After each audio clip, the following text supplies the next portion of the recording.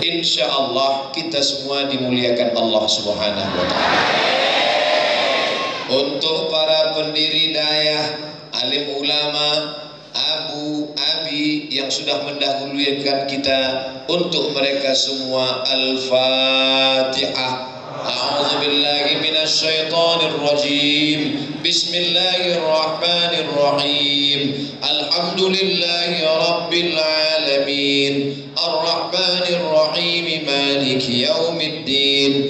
Iyyaka na'budu wa iyyaka nasta'in. Ihdinas siratal mustaqim. Siratal ladzina an'amta 'alaihim ghairil maghdubi 'alaihim waladdallin. Amin.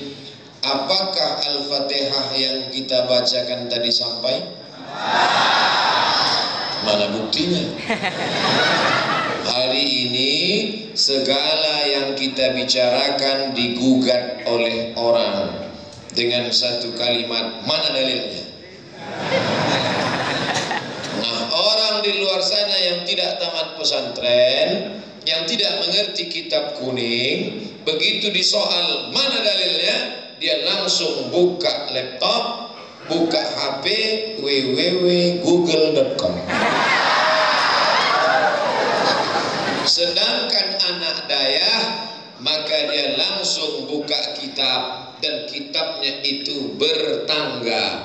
Anak tangga paling bawah Matan Takrib, naik ke atas Fathul Qarib, naik ke atas I'anatul Talibin. Setelah itu dia buka Al-Mahalli. Ini induk-induk mazhab Syafi'i. Adapun yang lain, maka dia bisa buka dalam kitab Majmu' Syarah Muhazzab, dia bisa buka Qalyubi wa Umairah, dia bisa buka Hasyiah Al-Bujairimi, dia bisa buka Al-Minhaj Syarah Muslim Ibn Al-Hajjaj.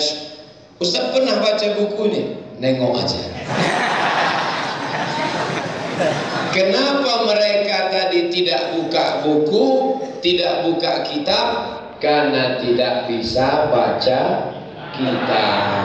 Di pesantren mereka dari awal alat-alat ilmu untuk buka kitab sudah dipegang. Pertama kali Matan Al-Ajrumiyah, naik ke atas Kawakibud Durriyah, puncaknya Syarah Ibnu Aqil, masak nahu sorab balaghah mantik bayan badik dalam kepala mereka. Siapa mereka? Inilah anak-anak pesantren.